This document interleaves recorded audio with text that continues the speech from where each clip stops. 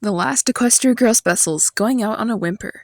Disclaimer, this video is not intended for children under the age of 13 years old. If the comments are off, it's because YouTube did it, not me. And there will be spoilers for Equestria Girls. Hello and welcome to my channel. This is Daisy Spine, and I'm going to be talking about the two remaining Equestria Girl specials. I have talked about the other specials already, albeit out of order. I messed up. Backstate's Pass actually takes place right after spring break, which means it's in between spring break and Holidays Unwrapped, which makes more sense. That's my bad for getting it wrong. These specials are interesting. For a little bit of background, they're both 44 minutes long and came out in late 2019 and spring 2019 in the case of Spring Breakdown. Equestria Girls Holidays Unwrapped was the last piece of Equestria Girls media made period and released. There's a lot of rumors about this, but apparently it was always intended to have 6-7-minute segments that were put together for TV splicing, so no content would be lost or added between there, if you know what I mean. So it was always intended to be broken up into specials. Same with pretty much almost every one of these specials. They're kind of intended to be broken up into the summertime series that they have of sorts I'll get to at some point.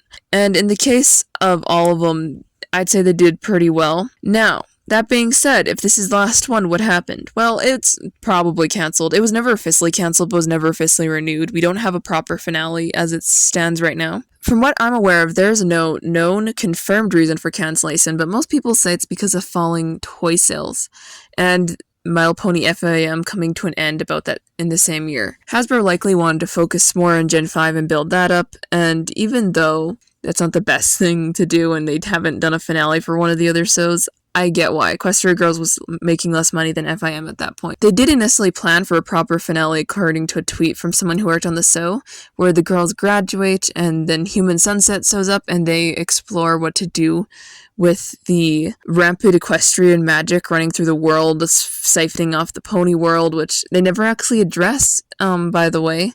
We're just all assuming it hit equilibrium between the worlds now, because they never address it, and there's nothing wrong with that theory, I just find it weird. For a while, the fandom had hopes of getting an ending, but we didn't, and I guess that's what we'll have to live with, because I don't think they have the copyright or something. They were something off with that. So let's get into the characterization. The characters are fine. The Human 5 remind me a lot of their Season 3 through 6 counterparts from FIM, mainly Rainbow Dash, who acts very impulsively. And both of these specials, but in Spring Breakdown, it's probably the worst. She's looking for evil/bad equestrian magic and tends to ruin things, like she gets Pinky kicked out of the buffet, prevents the sip from being fixed by Twilight, scares all the animals at the petting zoo, stuff like that. Also, when they're pointing, when she's looking for evil magic or bad magic, they point her to Trixie, and I just find that hilarious. Her magic's so bad, they're like, oh, she's looking for bad magic? There it is. Poor Trixie. I don't know if she deserved that. In Holidays Unwrapped, she's not really that bad, other than being a little bit, she just forgot to get Fluttershy a present and then goes to a store and Zephyr helps her find it, which isn't that bad. A lot of the other characters don't have anything super notable. Pinky is bubbly. Sunset is Sunset. Pretty much everyone. It doesn't have anything new that I haven't already discussed in detail. So I think I should move on to the voice acting. The voice acting is pretty good here. Everyone does their jobs as they should.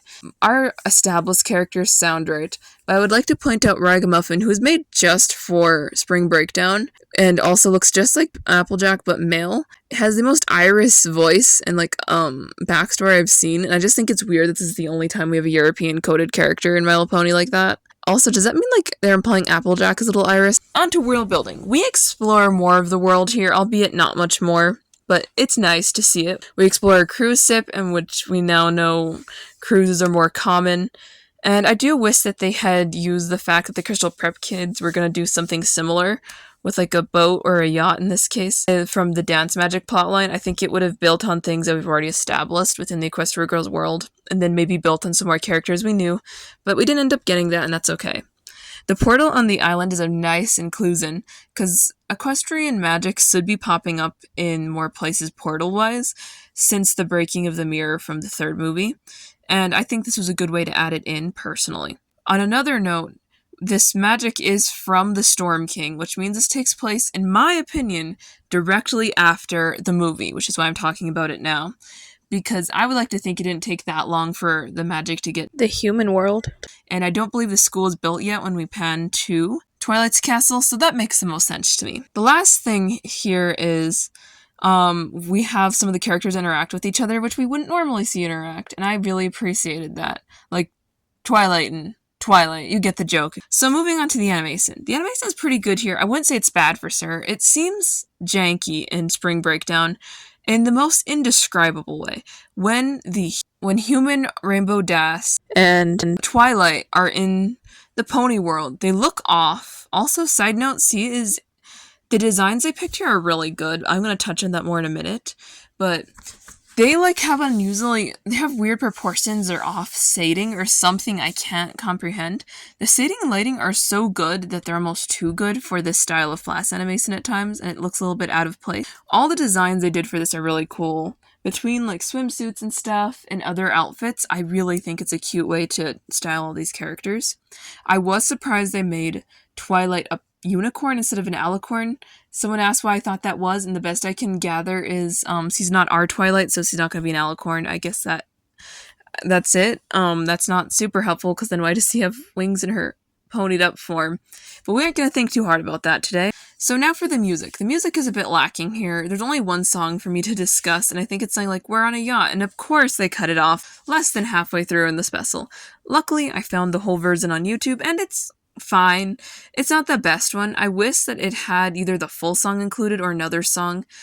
And Holidays Unwrapped doesn't even have a specific song because of the way it was written, which is really sad because this franchise is known for its music, and it could have had something, in my opinion. Now for the first impressions. This is the first time I have seen either of these specials in their entirety, or in one case at all. I've never seen Spring Breakdown in this capacity before, and there's some things I liked about it.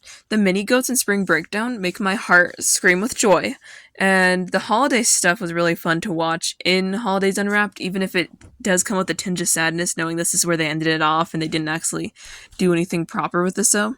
One thing that I haven't mentioned here, but there's no villains. There's no real antagonist for these two specials. And for Equestria Girls, there's always a villain, it feels like. But in the latter stuff, they don't have as many villains, and this is what I mean by that. And that caught me off guard. I think it's interesting, though. Anyway, let's move on to Spring Breakdown. The plot follows the main seven that boarding a glorious yacht for a relaxing cruise Twilight has arranged for them. And every one of her friends have something fun to do, but Rainbow Dash is convinced that equestrian magic is on the loose and will not let anyone rest until she finds it.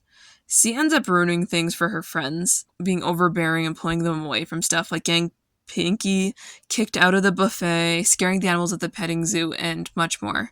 A major storm hits, causing the boat to lose power, leading to a disaster. Twilight tries to fix the boat, but is interrupted by RD, who thinks that magic is to blame. She goes off and tries to fix the boat again. Meanwhile, Rainbow Dash leaves on a lifeboat to a nearby island where she ends up getting lost.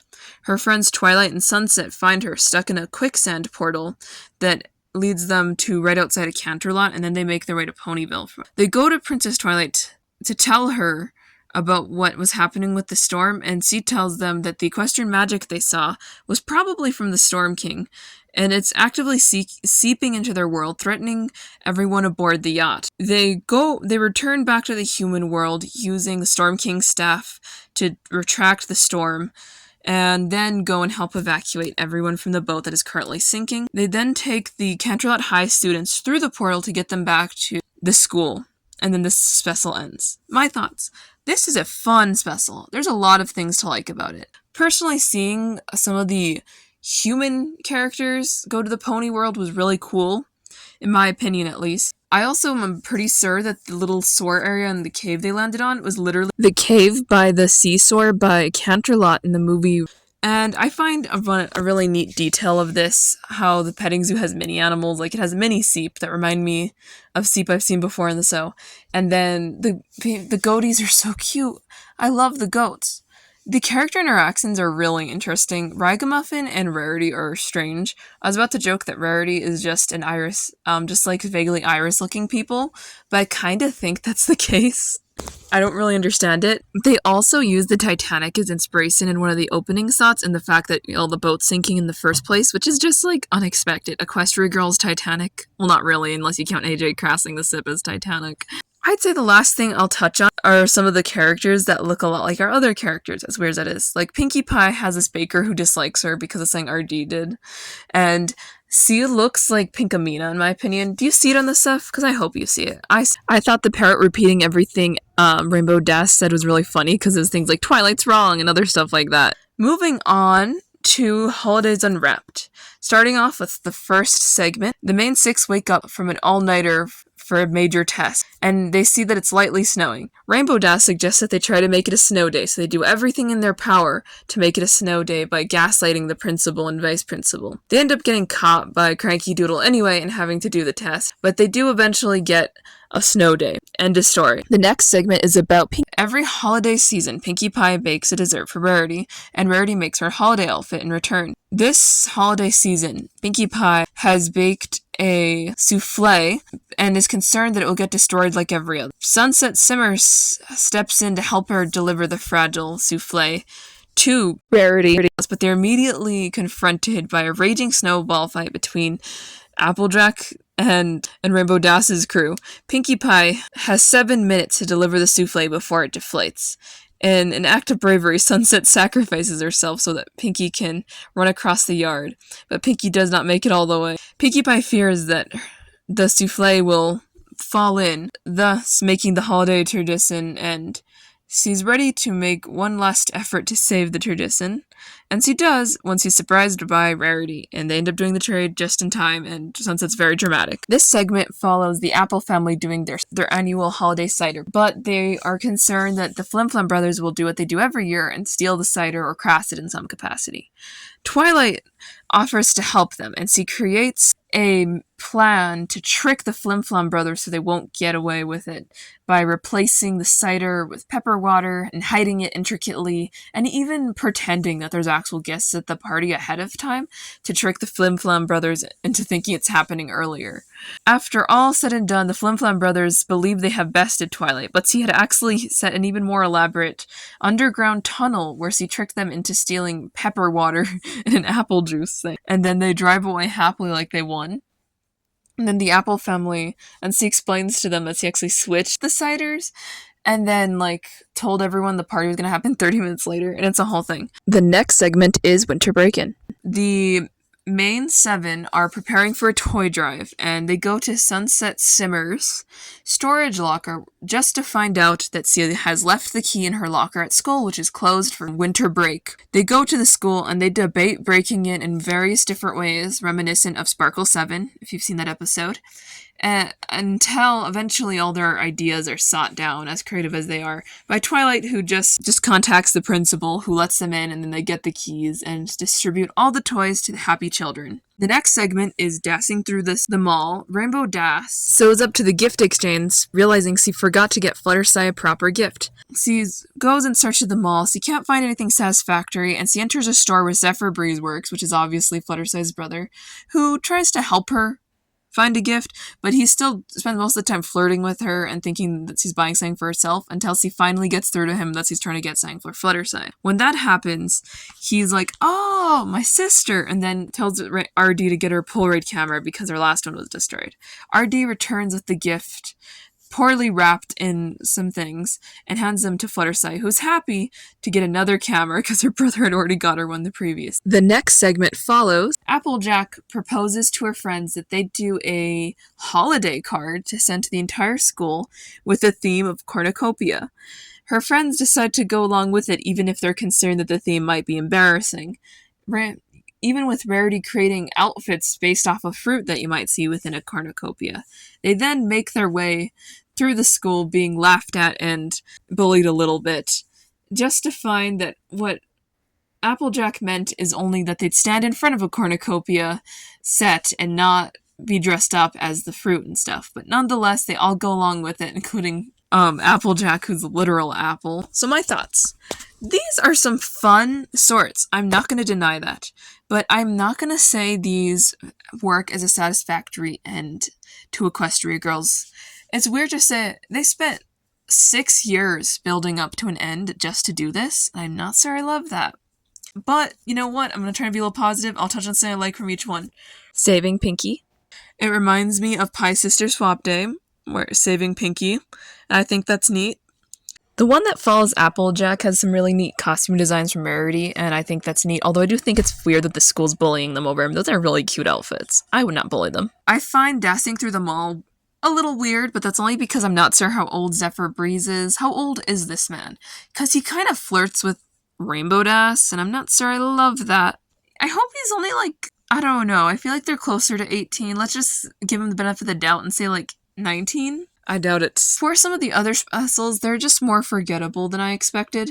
I feel like the one about the Apple family party with like the cider is so forgettable, but you know what? I guess I should just point out that the Flim Flam brothers show up again because they be that way. They're always there. No matter what you watch in a My Little Pony, they come up when you least expect them. They're like moles. The most interesting one to me was the one where they break into the school, because it's based off Sparkle 7, which is the 200th episode of the show, and I find it a lot of fun, that episode. But a lot of people also don't like it. I think the most interesting thing about it, though, was just the creative visuals that were employed. Oh, I should bring this up while I'm here. We haven't seen Spike and Equestria Girls play an active part in a very long time, and I find that very sad. Where is Spike the dog? This is so I just realized this, and I'm having a mild existential crisis over it. But hey, if you have a theory as to why they had to leave Spike out of every single one of them, I get the cruise thing, but Holidays Unwrapped should have shown him hanging out with Twi. Like, it's the holiday season. Is he gonna want to be with her doggy friend? Right? So I guess I should end off this video. I'm sorry in advance if it's late, and I know my voice sounds weird. It's kind of evicting my body, and this is because I have chronic talk too much syndrome. She says it's talking too much happens. But if you enjoyed this, consider sharing, commenting, and subscribing to this channel, and come back next week for a little theory video. Ooh, how fun. It's a real basic theory. Bye. This has been Daisy Spines.